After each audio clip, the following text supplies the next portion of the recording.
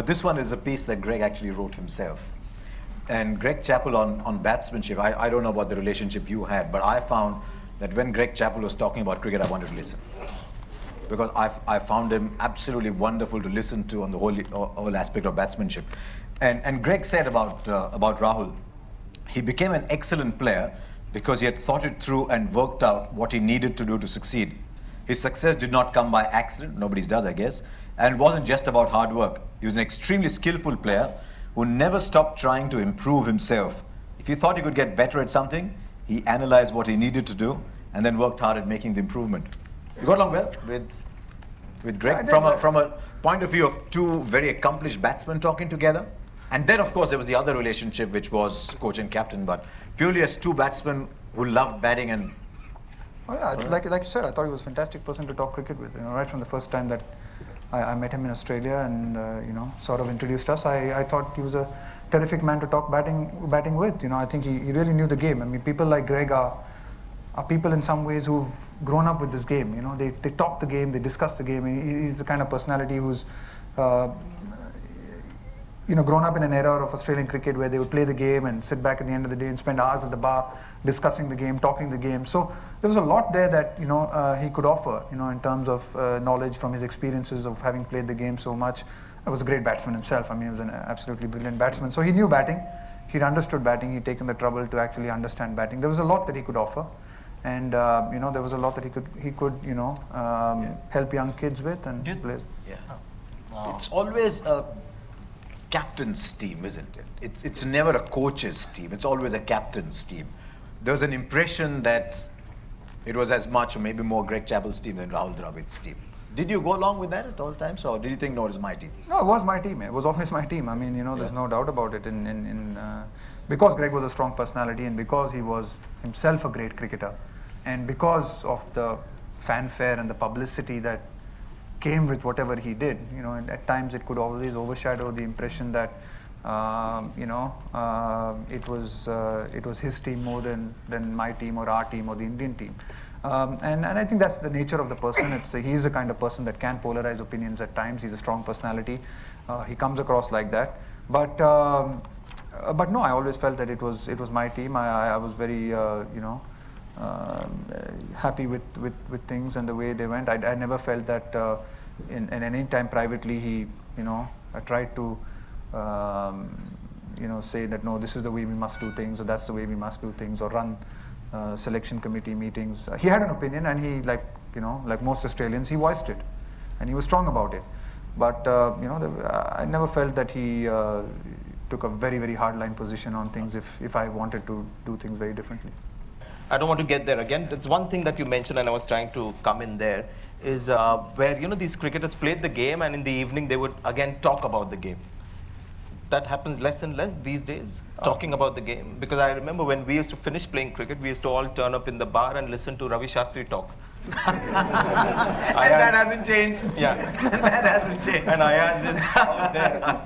Ayaz would have played 120 test matches worth of experience he would have had just by listening. But does that happen less and less? And is the game poorer because of that, if at all that happens? I think it definitely does happen less and less. There's no doubt about it. I think people are, in a way, it's the sign of professionalism, if I can call it that, because people are so busy cooling down, having ice baths, having stretches, going to the physio, that this time for this social interaction or meeting people and getting together happens less and less as a team. I'm sure that guys, when they get together and they're in each other's rooms, they still talk about cricket a little bit, but I think the distractions are a lot more today as well. There's so much more. At the end of the day, so many, as in life, not only in cricket, and cricketers mirror life in a lot of ways. There's just so much more to do. There's so much more to switch on the TV and watch. So much more external entertainment, if you can call it that, to do, that people don't want to necessarily hang around a dressing room and a dirty dressing room, a smelly dressing room, anymore. So, yeah, I think that's one of the sad things about the game. I remember growing up and, the long train journeys. Our time, it was a long train journeys. You're playing first class cricket and you're on a long train journey from Bangalore to Calcutta, and you're, in the evening, you're hearing G.R. Vishwanath and a Syed Kirmani talking about the game, or a Carlton Saldana or a Roger Binney.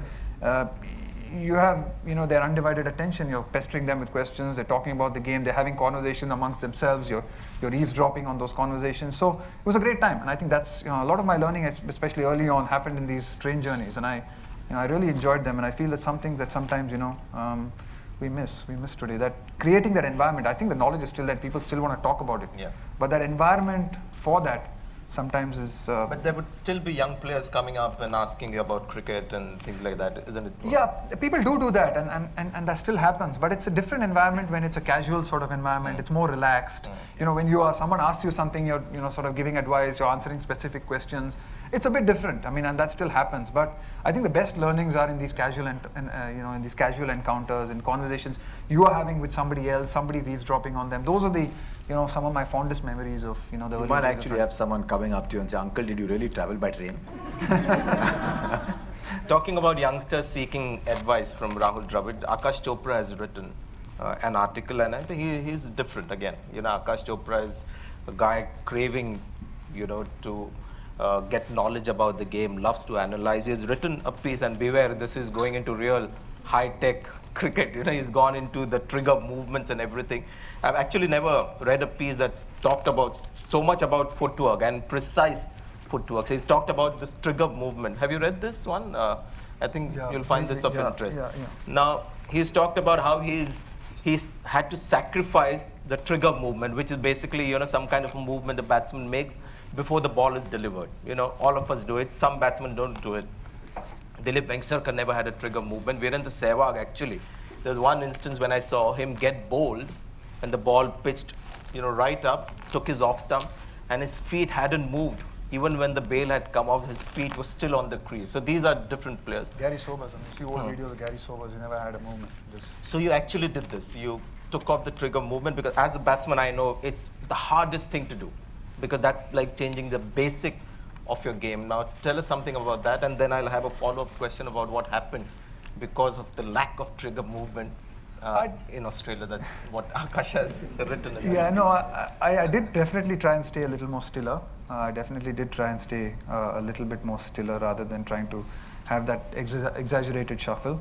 I practiced it in the nets a little bit. What I found that is that actually after I started playing well, it happened naturally. It happened less and less. When I came into bat early on, that trigger movement would be a bit bigger. But as time went on, that trigger movement, and as I started batting better and better, it became less and less. So I made an effort to try and sort of stop doing it. And partly the reason was because I was falling over a lot, and I felt that having that movement meant that my weight was. Do you remember which phase was this where the trigger movement was less and you found instant success? Would be interesting to connect. I'd say even in England in 2002-03. Again in England, this time I felt that I'd sort of minimized the trigger movement. I don't think you can actually eliminate it, but I probably minimized it a little bit. So basically you tell yourself, don't move your feet until the ball is... I think you just practice it, and you try not to move and just try and react and play. It was part of the thing of just trying to react and then playing the game. And Akash's claim in this is that may have actually contributed to you getting bowled the number of times that you did. I mean, for me it was unbelievable what happened with the kind of batting mechanism that you have. I mean, there were one or two instances when the ball, you can't connect that going through the defense. I think there was one strong inside-edge situation, one where you were trying to on-drive and get out. But would that be a fair call? The trigger movement, which was a natural trigger movement, had been eliminated, and that may have contributed to what happened in Australia with the bold dismissals. Well, then it should have happened earlier as well. It should have happened in England, or it should have happened. I mean, I didn't do that in the West Indies when I got runs as well. So that's not the only reason. I think my timing went off in Australia. I think my timing sort of went off a little bit. I think it's a tricky one with timing. Timing is such a you were late on the ball, or you think probably it's just a question of when you deliver your bat and when the bat comes down, and that the timing of the bat coming down, and maybe I lost that a little bit. I lost that little bit timing in Australia, and maybe they bowled well. They pitched the ball up, and the thing with these tours and things is there's not a lot of time in between them to analyze it too much. There's not a lot of time to go back and work on some of these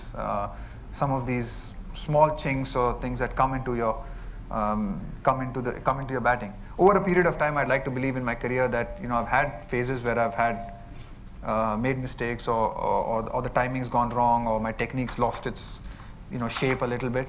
But I've been able to pull back and find a way to fight back and find a way to. So wasn't that a temptation to maybe play one more season of international cricket to prove everyone once again that I've worked out that problem? And if at all you were playing international cricket today, would you be specifically working on that issue? And typically, what would you want to do? I think I would work on that. I would have worked on that issue, and I did. I mean, a little bit. I know it's just a 2020 format, but I'm sure that there were a lot of guys trying to bowl me out even in the 2020. Guys, I could see guys were trying to bowl straight and line up the stumps.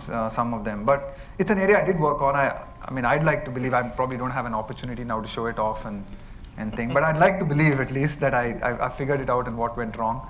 It's hard to sit here and explain the whole thing. Yeah, but the way you smashed Samit Patel, we got the feeling that you'd worked out all the batting issues in that T20 match.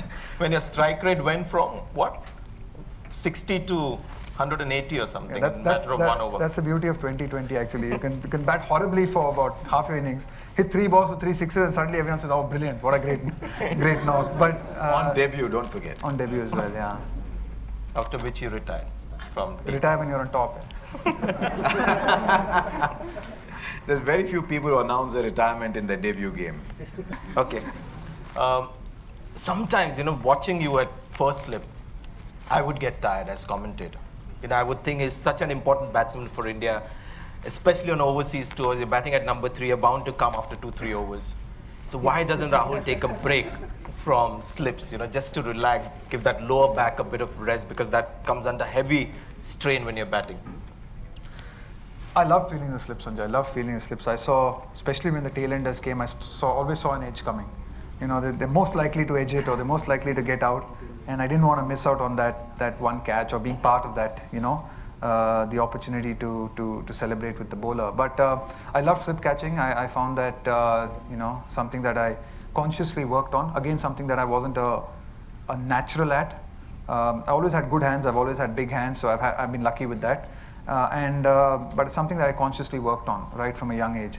I did as we all do. I started off as a short leg silly point at Karnataka as well. And but that's a seniority position anyway, isn't it? Yeah, it is. So at Karnataka, I started your relationship with the captain.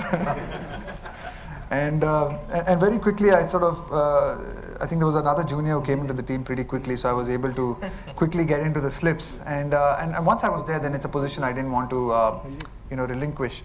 And even when the opportunity came to sort of specialize in the slips for India, I worked quite hard at it. I took a lot of catches, and I enjoyed it. So I never really felt it was ever a strain for me. In fact, I enjoyed it. I always wanted to stay there as much as I could.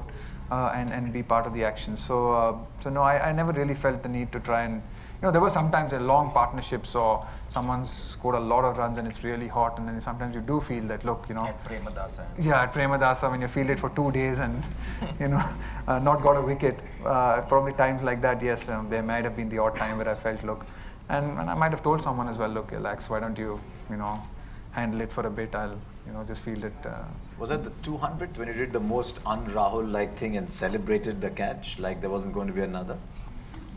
I mean, it was a good catch, so probably it was nice. There've been many good catches over the years. I mean, no, but this one was good. I mean, it was like to the left for a right hand. Harbhajan's bowling of Dale Steyn, and to catch it on the left hand side.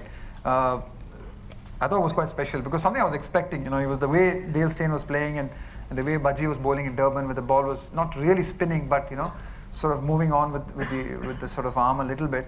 I was sort of thinking that, look, this might happen, be ready for it, and bang, it stuck. It's one of those things that you just, you dream about there. So it was nice. It was nice that it was the 200th catch. Well, it's also nice to know that for all the runs you make, Vijita says that the only time you're upset is when you drop a catch.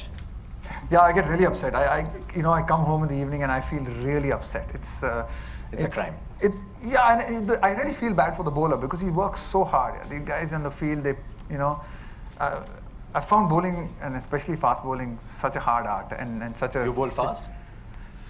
I tried. We've got a test wicket. But you got a test wicket. Yeah, bowling some off spin when a guy was batting 130 and the score was 500 for 3, I think. But but I just really felt bad. I really felt bad. It's, you know, when I dropped a catch, because I felt that I was letting the bowler down. You know, I felt letting the bowler down, letting the team down. When you fail yourself, yes, you know, you do feel bad. You come back. You know, you don't. Yeah, you feel you let the team down, but it's different. You know, here you really feel that you let someone personally down. You know, and I think that was something that I really felt bad about. Right, we got the last one is an essay written by Gideon. He writes a lot of essays, and Rahul Dravid is one of the few aspects of Indian cricket that he doesn't dislike. So here's one. Gideon says, all the same, there is perhaps no modern cricketer better equipped intellectually and temperamentally to make a contribution to the game's governance and direction. Dravid's greatest impact on cricket might lie ahead of him, and that would be a story worth telling. So bigger contribution lying ahead. It would have to be a serious contribution Because, to be you bigger. know, with your retirement, I also believe that there's a great opportunity for Indian cricket to use you with the cricketing experience and what we've been talking about, the intellect, the sense and the awareness of how the world operates and the sport in between all that. So any inclination towards trying to make a difference there? Look, I mean, I really don't know what's lined up in the future. I mean, it's a great game. It's been part of my life. So I'd always love to be some way involved in it and stay involved in it in some form or the other. What that form takes and how it happens, you know, you'd never know what might happen. It's, I mean, I've got to be a bit humble about it as well. You know, I've got to go out and like a lot of people who I respect and who I feel have been able to really make some good contributions outside the game when they've come back into the game, have always taken some time away from the game. I think, you know, I've been caught up in this for the last 25 years. If I start from when I started playing under 15 cricket for Karnataka, I've lived this game, I've played this game, I've been in and around people involved and associated with this game. You know, I think sometimes it's not a bad idea to be able to step away from it all and go outside and look at things from the outside, from a different perspective, get a feeling of what it is like to live a real life in some ways, you know, what it is to, like I said, I mean, for the better part of my life, for the better part of my international career, I didn't have to worry about anything else, you know, I didn't have to worry about anything else. My sole focus, everyone around me was helping me to achieve what I wanted to do, my family and, you know, my friends and coaches and people, everything was revolved around how I could play cricket or how I could become a better player. You know, I think it's good for me. It will be good for me, I think, to step away and you know, get a perspective of what it is to live a real life in some ways, and then I don't know what form that might take, and come back and I think it's a great game. It's no way that, you know, I can give back to this game. I think it's too big a game for me to be able to give back. I'd love to be associated with it in some way, and what form that might take, you know, who knows? We'll see what it does. If you're going to spend the next 2 years reading bigger books, don't tell us which books you're reading. No. You've done that enough. You've done that enough.